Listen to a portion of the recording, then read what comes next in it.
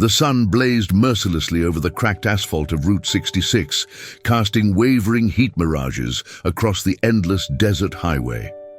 Margaret Thompson guided her red mobility scooter toward the weathered gas station, its faded desert oasis sign creaking in the hot wind.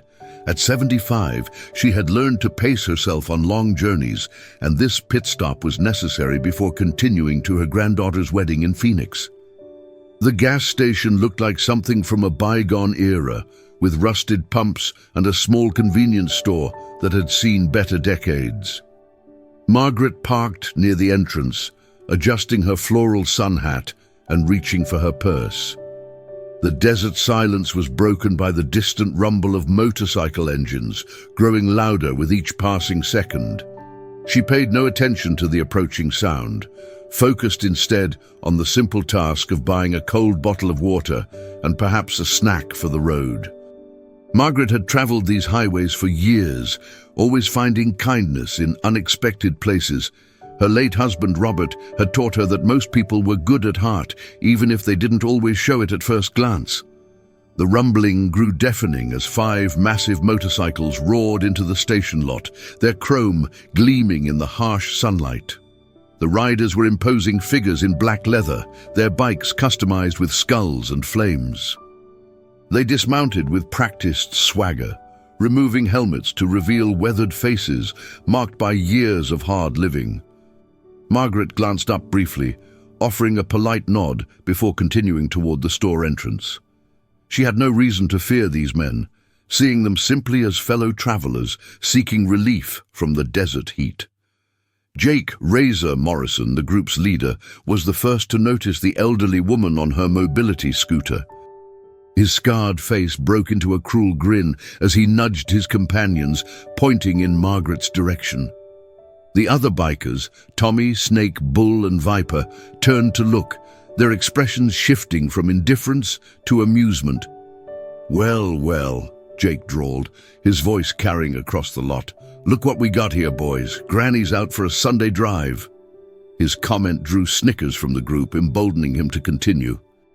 The bikers had been riding hard for hours, their tempers shortened by the heat and their recent territorial dispute with a rival club.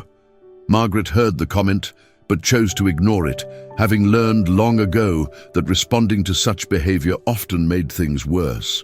She continued her slow progress toward the store, her scooter's electric motor humming quietly against the backdrop of the men's growing laughter. "Hey, lady!" Tommy called out, his voice dripping with mock concern. "You sure that thing's gonna make it up the next hill? Maybe you should call AAA." The group erupted in laughter, feeding off each other's cruelty like a pack of hyenas. Snake, the youngest of the group, decided to escalate things further. He walked closer to Margaret, circling her scooter with exaggerated inspection. "This is what happens when they give driver's licenses to anyone," he announced loudly. "Roads getting dangerous with all these speed demons around."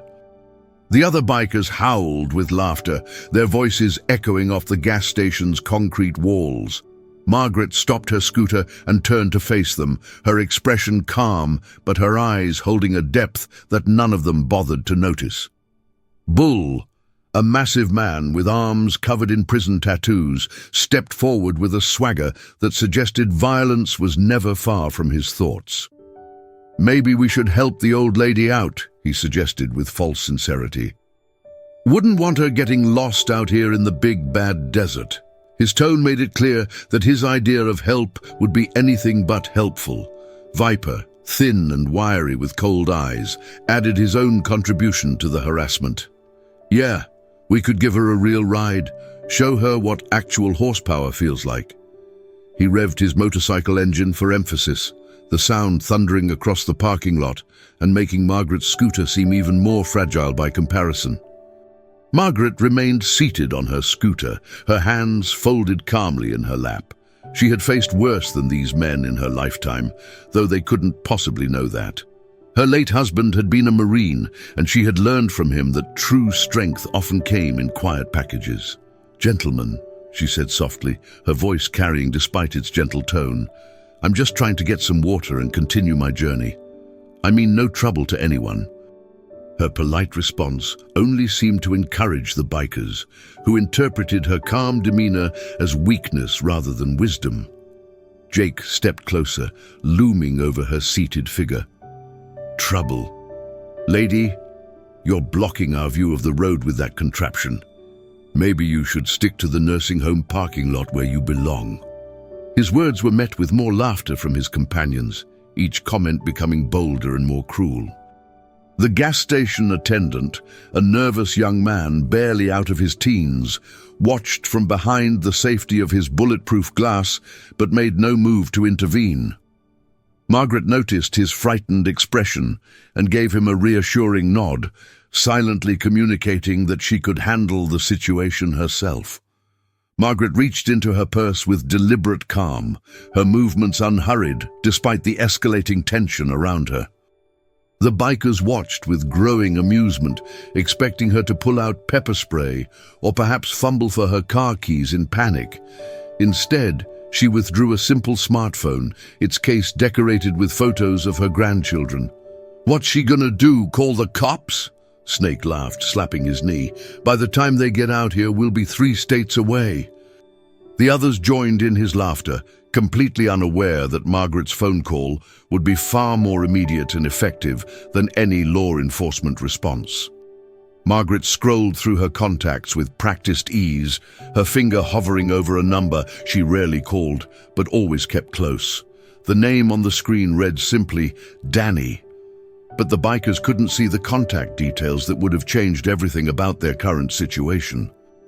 She pressed the call button and waited patiently as it rang once, twice, then connected. "Hello, Danny," she said softly, her voice carrying the warmth of genuine affection. "It's Grandma Maggie. I'm at a gas station on Route 66, about 20 miles east of Barstow, and I'm having a little trouble with some young men who seem to think bullying an old lady is entertaining." The bikers continued their mockery, making exaggerated, scared faces and pretending to tremble. Jake even went so far as to cup his hands around his mouth and shout, "Help! The scary grandma is calling for backup." Their laughter echoed across the desert, but Margaret simply smiled and continued her conversation. "No, dear, I'm perfectly safe," she continued into the phone. "But these boys seem to think they own the road, and I thought you might want to have a word with them about proper manners." She paused, listening to the voice on the other end, her smile growing slightly wider. As Margaret concluded her phone call, subtle changes began to occur that the bikers were too caught up in their own amusement to notice. The gas station attendant's expression had shifted from fear to something approaching anticipation, and he had moved closer to the window to get a better view of the parking lot. "Danny says he'll be here in about 10 minutes, Margaret announced pleasantly, tucking her phone back into her purse. "He was just finishing up some business nearby." Her tone was conversational, as if she were discussing the weather rather than summoning help against 5 intimidating bikers. Bull laughed so hard he nearly choked. 10 minutes? Lady, your grandson better be Superman if he thinks he's going to save you from us."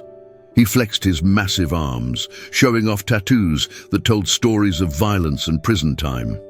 The other bikers nodded in agreement, their confidence unshaken by the elderly woman's mysterious phone call. What they failed to notice was the sound of distant motorcycle engines beginning to echo across the desert, still far off, but growing steadily closer. The rumble was different from their own bikes, deeper, more powerful, and multiplying by the minute. Margaret heard it and settled back in her scooter seat with the patience of someone who knew exactly what was coming. Snake decided to push things further, walking up to Margaret's scooter and pretending to examine it closely. "This thing got a horn?" he asked mockingly. "Maybe we should test it out, make sure it's working for when Grandma needs to warn people she's coming." He reached toward the scooter's controls, but Margaret's voice stopped him cold. "I wouldn't touch that if I were you, young man," she said quietly, but with an authority that made Snake's hand freeze in midair.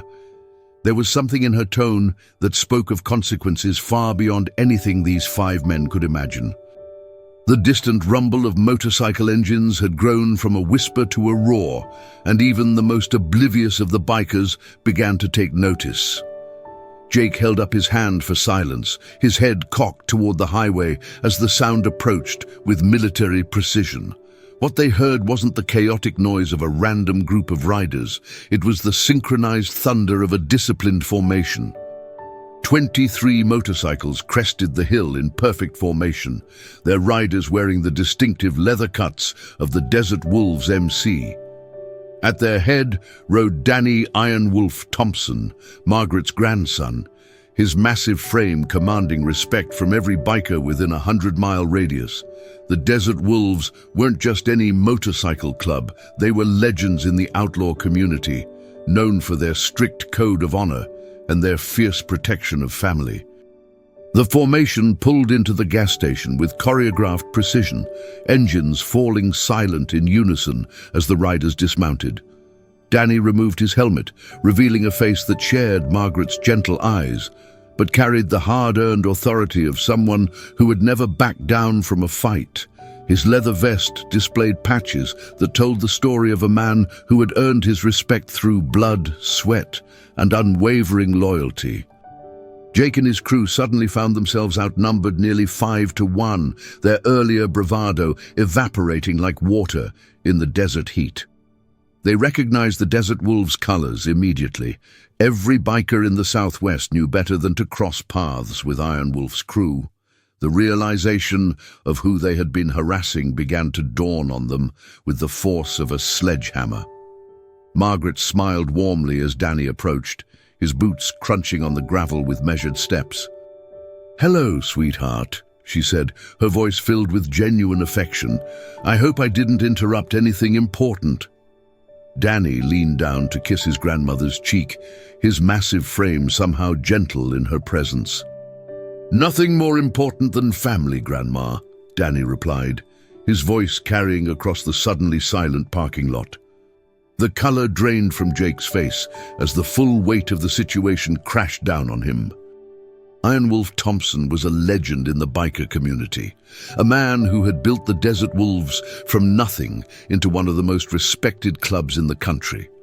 Stories of his loyalty to family and his swift justice against those who crossed him were told in biker bars from coast to coast. Snake's hands began to tremble as he recognized other faces among the Desert Wolves. These weren't weekend warriors playing dress-up. They were hardened men who had earned their patches through years of brotherhood and sacrifice. The youngest among them had more road experience than Jake's entire crew combined, and their reputation for protecting their own was legendary. Tommy tried to back away slowly, hoping to reach his motorcycle unnoticed, but found his path blocked by 2 Desert Wolves who had positioned themselves strategically around the gas station. Every exit was covered, every escape route sealed with the efficiency of men who had done this before. The net had closed around them without a sound. Bull's earlier bravado had completely disappeared, replaced by the cold sweat of a man who realized he had made a potentially fatal mistake. He had heard stories about what happened to people who disrespected Iron Wolf's family, and none of those stories had happy endings.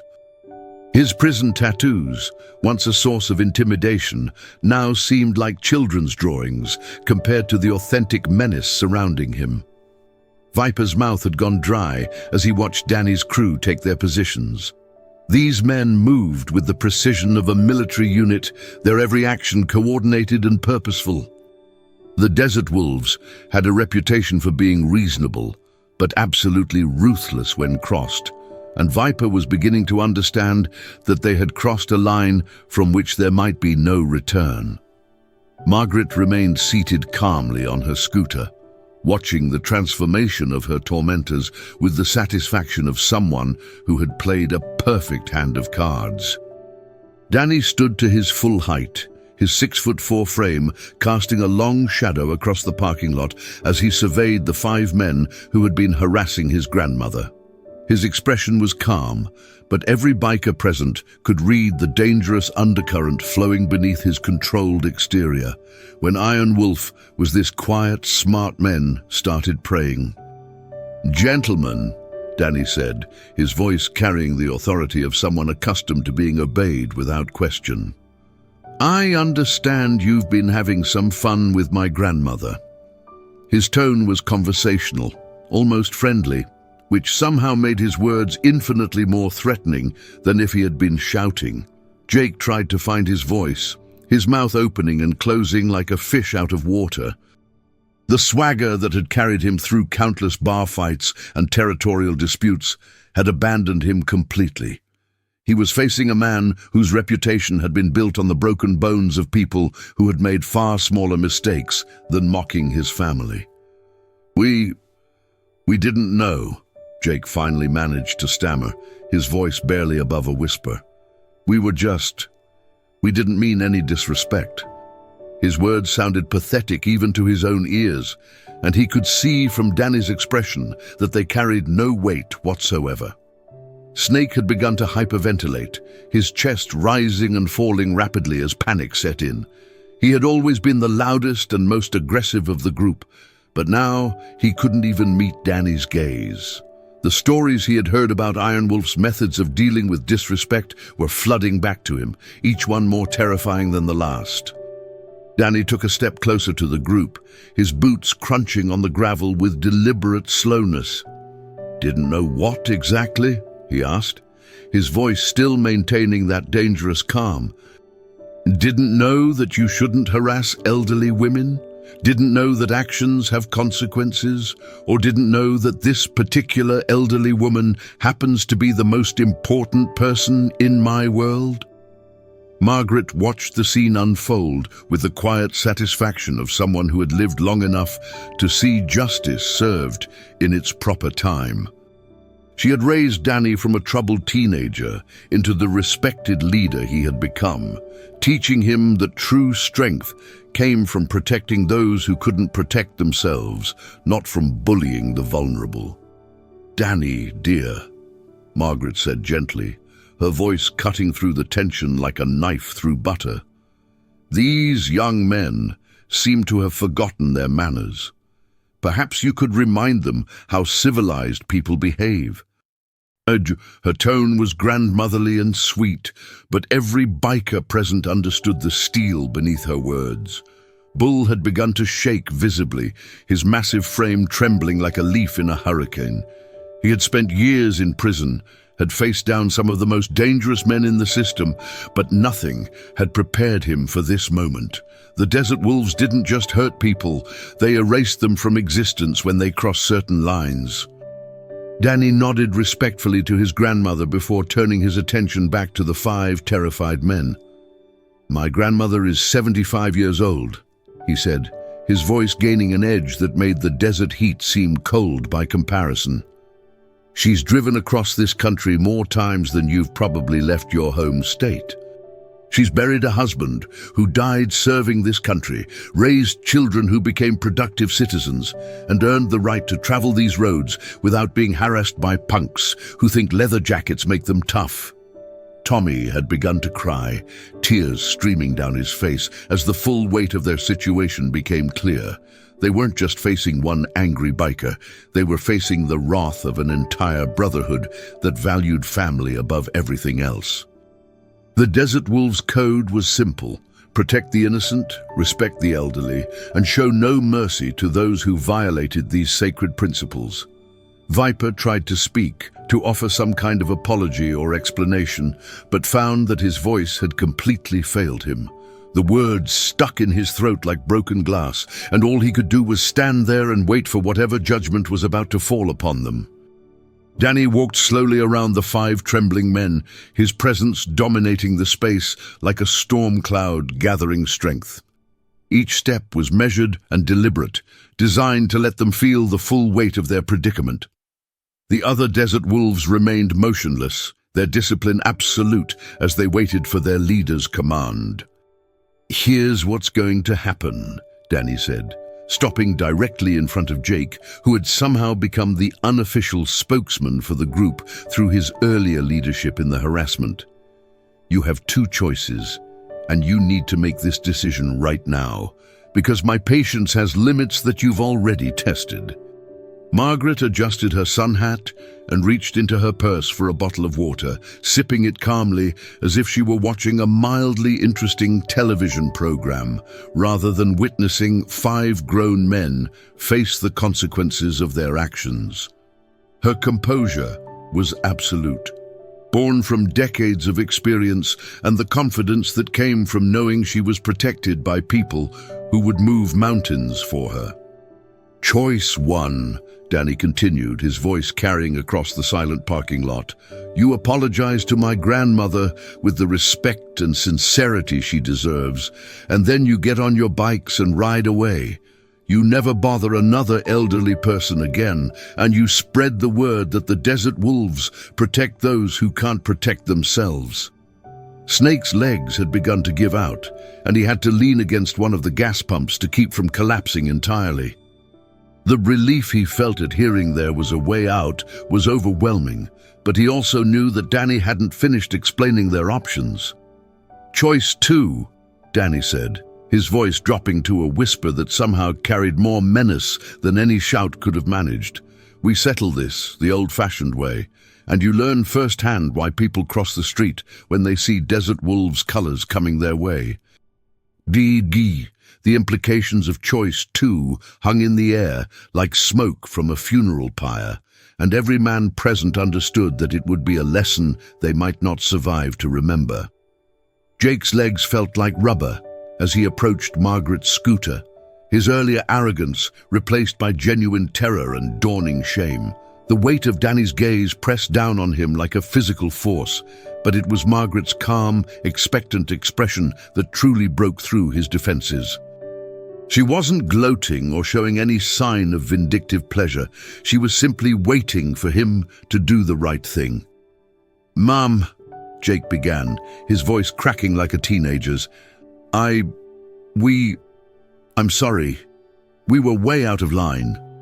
His words came out in a rush, but as he looked into Margaret's eyes that held decades of wisdom and kindness, something genuine began to emerge from his panic. "You didn't deserve that. Nobody deserves that." Margaret nodded graciously, her expression softening slightly. "Apology accepted, young man," she said gently. "We all make mistakes. The important thing is learning from them." Her grace in the moment of her triumph was more devastating to Jake's ego than any physical punishment could have been. One by one, the other bikers approached, each offering their own stammered apologies. Tommy's was tearful and desperate. Snake's was barely audible through his fear. Bull's was accompanied by visible shaking, and Viper's came out as a whispered plea for forgiveness. Margaret accepted each apology with the same gentle dignity, treating these men who had tormented her with more kindness than they had shown her. Danny watched the proceedings with approval, recognizing his grandmother's wisdom in action. She had taught him that true strength lay not in domination, but in the ability to show mercy when you held all the power. The lesson these men were learning would stay with them far longer than any beating would have. The gas station attendant had emerged from behind his protective glass, watching in amazement as 5 of the most intimidating men he had ever seen were reduced to apologetic children by a 75-year-old woman's quiet dignity. It was a masterclass in the power of character over physical intimidation. As the 5 bikers retreated to their motorcycles with their tails between their legs, Danny placed a gentle hand on his grandmother's shoulder. The contrast between his massive tattooed hand and her delicate frame perfectly illustrated the relationship between strength and wisdom that had shaped both their lives. "You handled that perfectly, Grandma," Danny said, his voice filled with admiration. "You could have had me teach them a much harder lesson." Margaret reached up to pat his hand, her touch conveying decades of love and guidance that had shaped him into the man he had become. "Violence should always be the last resort, sweetheart. Margaret replied, watching as the 5 men struggled to start their motorcycles with hands that were still shaking from their encounter. Sometimes the most powerful lesson is showing people what they could become if they chose to be better.